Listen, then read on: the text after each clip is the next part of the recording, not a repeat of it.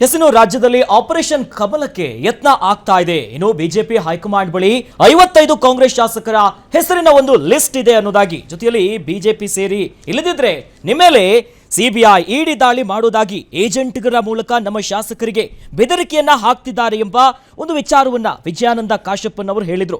ಸದ್ಯ ಹೇಳಿಕೆಯಿಂದ ರಾಜ್ಯ ರಾಜಕೀಯದಲ್ಲಿ ಸಂಚಲನ ಸೃಷ್ಟಿಸಿತ್ತು. ಮತ್ತೆ ಆಪರೇಷನ್ ಕಮಲ ಶುರುವಾಗಿದೆ ಎಂಬ ಚರ್ಚೆ ಕೂಡ ಜೋರಾಗಿದೆ.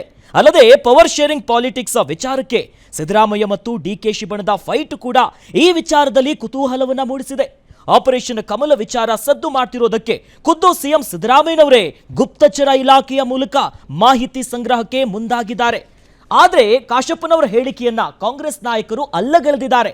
ಬಿಜೆಪಿಗೆ ಯಾರೂ ಹೋಗಲ್ಲ, ಬಿಜೆಪಿ ಜೆಡಿಎಸ್ನಿಂದಲೇ 15ಕ್ಕೂ ಹೆಚ್ಚು ಶಾಸಕರು ಕಾಂಗ್ರೆಸ್ಗೆ ಬರ್ತಾರೆ ಅಂತ ಸಚಿವ ಎಂಬಿ ಪಾಟೀಲ್ ಹೇಳಿದ್ದಾರೆ. ಇತ್ತ ಹಾಸನದಲ್ಲಿ ಮಾತನಾಡಿದಂತ ರಾಜಣ್ಣ, ಯಾವುದೇ ಕಾರಣಕ್ಕೂ ಕಾಂಗ್ರೆಸ್ ಪಕ್ಷದಲ್ಲಿ ಗೊಂದಲ ಇಲ್ಲ, ಆಪರೇಷನ್ ಕಮಲದ ಬಗ್ಗೆ ಯಾರು ಹೇಳಿದ್ರೋ ಅವರನ್ನ ಮೆಂಟಲ್ ಆಸ್ಪತ್ರೆಗೆ ಸೇರಿಸಬೇಕು ಅನ್ನೋದಾಗಿ ಹೇಳಿದ್ದಾರೆ. ಎಂಬಿ ಪಾಟೀಲ ಹೇಳಿರುವಂತೆ ಅವರುಗಳೇ ನಮ್ಮ ಪಕ್ಷಕ್ಕೆ ಬರ್ತಾರೆ, ಬೇಕಾದ್ರೆ ಅವರ ಹಿಸ್ಟರಿಯನ್ನ ಕೊಡ್ತೀನಿ ಅನ್ನೋದಾಗಿ ಸಚಿವ ರಾಜಣ್ಣ ಹೇಳಿದ್ದಾರೆ. ನಮ್ಮ ಶಾಸಕರಿಗೆ ಎದುರಿಸೋದು, ನೀವು ಬಿಜೆಪಿಗೆ ಬರಲಿಲ್ಲ ಅಂದ್ರೆ ನಾವು ನಿಮ್ಮನ್ನ ಇಡಿ ದಾಳಿ ಮಾಡ್ತೀವಿ, ಸಿಬಿಐ ದಾಳಿ ಮಾಡ್ತೀವಿ, ಇದು ಎಲ್ಲ ಶಾಸಕರಿಗೂ ಭಯ ಇದೆ. ನಾನು ಹಿಡ್ಕೊಂಡೇ ಇದೆ. ಆದ್ರೆ ನನಗೆ ಏನು ಬೇಕಾದ್ರೆ ಕಿತ್ಕೊಳ್ಳಿ, ಅವ್ರು IDR ಮಾಡಲಿ IBR ಮಾಡಲಿ, ನಾನು ಅದಕ್ಕೆ ಸಜ್ಜದೆ. ಆಗ್ತಾವ, ಮಾಡೇ ಮಾಡ್ತಾರ ಅವರು.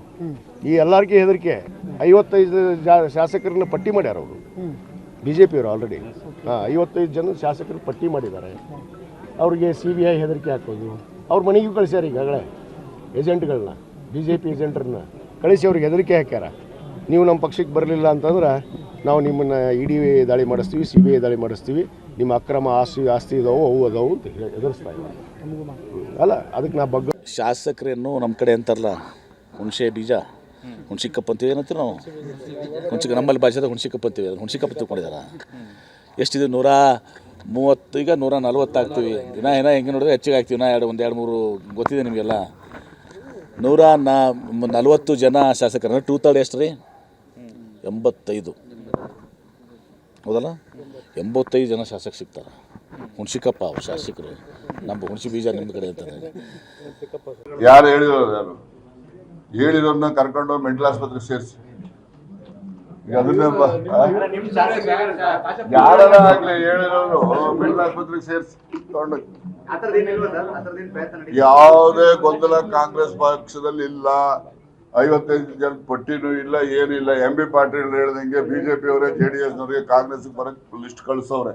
ಆ ಲಿಸ್ಟ್ ನಿಮಗೆ ಕೊಡ್ಲ ನಾನು ಈಗ ಕೊಟ್ರೆ ನೀವು ತಿರ್ಗಿ ಅವ್ರ ಮೇಲೆ ಪ್ರೆಷರ್ ಹಾಕ್ಬಿಟ್ಟು ಅವ್ರನ್ನ ಬರ್ದಂಗೆ ನಡ್ಕೊಳ್ತೀರ. ಅದಕ್ಕೆ ಹೇಳಕ್ ಹೋಗಲ್ಲ. ಲಿಸ್ಟ್ ಇದೆ ರೀ, ನಿಮ್ಗೆಲ್ಲ ಗೊತ್ತಾಗ್ಬಿಟ್ರೆ ಅವ್ರು ಹೋಗಿ ಅವ್ರ ಮೇಲೆ ಪ್ರೆಷರ್ ಹಾಕ್ಬಿಟ್ಟು ಮತ್ತೆ ಅವ್ರಿಗೆ ಇದ್ ಮಾಡ್ಬಿಡ್ತಾರೆ. ಅದಕ್ಕೋಸ್ಕರ ಲಿಸ್ಟ್ ನಾವು ಈಗಲೇ ಕೊಡಲ್ಲ, ಸೇರ್ಕೊಂಡ ಮೇಲೆ ಹೇಳ್ತೀವಿ. ಸದ್ಯ ಈಗ ಸಚಿವ ರಾಜಣ್ಣ ಅವ್ರು ಹೇಳ್ದಂಗೆ ಮೆಂಟಲ್ ಹಾಸ್ಪಿಟ್ಲಿಗೆ ಯಾರನ್ನ ಕರ್ಕೊಂಡು ಹೋಗಿ ಹಾಕಬೇಕು? ವಿಜಯಾನಂದ ಕಾಶಪ್ಪನವ್ರನ್ನ. ಅವ್ರದೇ ಶಾಸಕರು. ಯಾರಾದ್ರೂ ಪರವಾಗಿಲ್ಲ, ಅವ್ರು ಹೇಳಿಲ್ವೇ? ಹೌದು, ಯಾರಾದ್ರೂ ಪರವಾಗಿಲ್ಲ ಅಂತ ವಿಜಯಾನಂದ ಕಾಶಪ್ಪನವ್ರನ್ನ ಮೆಂಟಲ್ ಹಾಸ್ಪಿಟ್ಲಿಗೆ ಸೇರಿಸ್ಬೇಕೀಗ ತುರ್ತಾಗಿ, ರಾಜಣ್ಣ ಅವ್ರ ಪ್ರಕಾರ. ಯಾಕಂದ್ರೆ ಆಮೇಲೆ ರಾಜಣ್ಣನವರು ಇಂಥ ಸ್ಟೇಟ್ಮೆಂಟ್ ಕೊಳ್ಳೋದ್ರಲ್ಲಿ ಅವರು ಒಂಥರ ಪಂಟ್ರಾಗ್ಬಿಟ್ಟಿದ್ದಾರೆ. ಈಗ ಅವ್ರು ಯಾರಿಗೆ ಒಳ್ಳೇದು ಮಾಡ್ತಾ ಇದ್ದಾರೆ, ಯಾರು ಕೆಟ್ಟ ಮಾಡ್ತಾ ಇದ್ದಾರೆ, ಇವರು ರಾಜಣ್ಣನವರು ಹೊಗಳ್ತಾರೋ ಅವ್ರನ್ನ ತೆಗಳ್ತಾರೋ ಒಂದು ಅರ್ಥ ಆಗಲ್ಲ. ಅಥವಾ ಅವ್ರ ಪರ ಇದ್ದಾರೋ ಅವ್ರ ವಿರುದ್ಧ ಇದ್ದಾರೋ ಗೊತ್ತಿಲ್ಲ. ಸೆಪ್ಟೆಂಬರ್ ಅಲ್ಲಿ ಕ್ರಾಂತಿ ಆಗ್ಬಿಡುತ್ತೆ, ನೋಡ್ತಾ ಇರಿ ಅಂದ್ರು. ಅದು ಎಷ್ಟು ದೊಡ್ಡ ಬಿರುಗಾಳಿ ಎಬ್ಬಿಸ್ತು. ಅದು ಯಾರಿಗೆ ಬುಡಕ್ ಬಂತದು? ಪಕ್ಷದ ಬುಡಕ್ಕೆ ಬಂತು ಅಲ್ಲ, ಮುಖ್ಯಮಂತ್ರಿಗಳು ಬುಡಕ್ ಬಂತು. ಮುಖ್ಯಮಂತ್ರಿಗಳು ಯಾರು? ರಾಜಣ್ಣನವರು ಕ್ಲೋಸ್ ಆಪ್ತರು. ಅವರು ಒಂಥರ ಅವ್ರು ಸಿದ್ದರಾಮಯ್ಯನವ್ರ ಬಣ, ಇನ್ನೊಂದು ಬಣ ಅಲ್ಲ. ಆದ್ರೆ ಅವ್ರು ಕೊಟ್ಟ ಸ್ಟೇಟ್ಮೆಂಟ್ ಯಾರಿಗೆ ಮುಳುವಾಯ್ತು? ಸಿದ್ದರಾಮಯ್ಯ. ವಿಜಯಾನಂದ ಕಾಶಪ್ಪನವ್ರು ಯಾರು?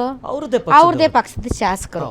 ಅವ್ರು ಮಂತ್ರಿ ಆಗ್ಬೇಕು ಅಂತ ಕಾಯ್ತಾ ಇದ್ದಾರೆ. ಸೊ ನಾಳೆ ರಾಜಣ್ಣನವರ ಸ್ಥಾನವನ್ನು ಅವರು ತುಂಬಿದ್ರು ಕೂಡ ನೀವು ಆಶ್ಚರ್ಯ ಪಡಬೇಕಾಗಿಲ್ಲ. ವಿಜಯಾನಂದ ಕಾಶಪ್ಪನವರು ಏನ್ ಹೇಳಿ, ರಾಜಣ್ಣನವರ ಸ್ಥಾನವನ್ನ ವಿಜಯಾನಂದ ಕಾಶಪ್ಪನವರು ತುಂಬಿದರೂ ಕೂಡ ಆಶ್ಚರ್ಯ ಪಡಬೇಕಾಗಿಲ್ಲ. ಅಂತಹ ತಮ್ಮದೇ ಶಾಸಕರಿಗೆ ಅವ್ರು ಹುಚ್ಚಾಸ್ಪತ್ರೆಗೆ ಸೇರಿಸ್ಬೇಕು ಅಂತಂದ್ರು. ಆಮೇಲೆ ನನ್ನ ಹತ್ರ ಲಿಸ್ಟ್ ಇದೆ 15 ಜನರದ್ದು. ಆ ಲಿಸ್ಟ್ ನ ನಿಮ್ನ ಕೊಡಲ್ಲ. ಯಾಕೆ ಹೇಳಿ? ಮಾಧ್ಯಮದವರು ಹಿಂಗೆ ಬರ್ತಾರೆ ಅಂತ ನೀವು ಪ್ರೆಷರ್ ಹಾಕ್ಬಿಟ್ಟು ಅವ್ರನ್ನ ಬರ್ಲಾರ್ದಂಗ್ ಮಾಡ್ಬಿಡ್ತೀರಿ ಅಂತ. ಇದು ಚೈಲ್ಡಿಶ್ ಹೇಳಿಕೆ, ಇದು ಬಾಲಿಶವಾದಂತ ಹೇಳಿಕೆಗಳು ಇವೆಲ್ಲ. ನಿಮ್ಗೆ ಸ್ಟೇಟ್ಮೆಂಟ್ ಕೊಟ್ಬಿಟ್ರೆ ನೀವು ಮೀಡಿಯಾದವ್ರು ಅವ್ರನ್ನ ಬರ್ಲಾರ್ದಂಗ್ ಮಾಡ್ಬಿಡ್ತೀರಿ, ಅವ್ರ ಪ್ರೆಷರ್ ಹಾಕಿ ಅಂತ. 138 139 ಇದೆ, ಇನ್ನೂ ಆಸೆನಾ ನಿಮ್ಗೆ?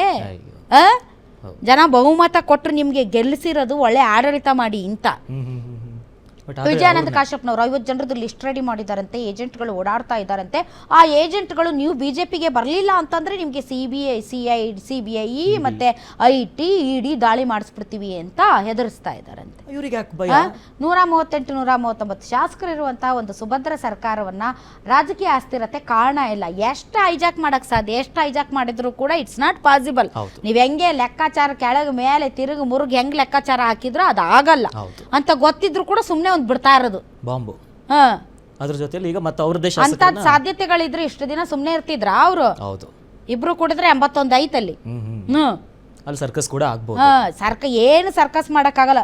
ಸುಮ್ನೆ ಏನೋ ಒಂದು ಹೇಳೋದತ್ಲಾಗಿ ಇನ್ನೂ 15 ಜನ ಬರಕ್ ರೆಡಿ ಇದಾರಂತೆ. ತಾಂಡ್ ಏನ್ ಮಾಡ್ತೀರಿ ಅವ್ರನ್ನ? ಇರೋರ್ಗೆ ನೀವು ಸರಿಯಾಗಿ ಏನು ಕೊಡಕ್ ಆಗ್ತಾ ಇಲ್ಲ, ಇನ್ನು 15 ಜನ ಕರ್ಕೊಂಡ್ ಬಂದು ಏನ್ ಮಾಡ್ತೀರಿ ಅಷ್ಟೇ.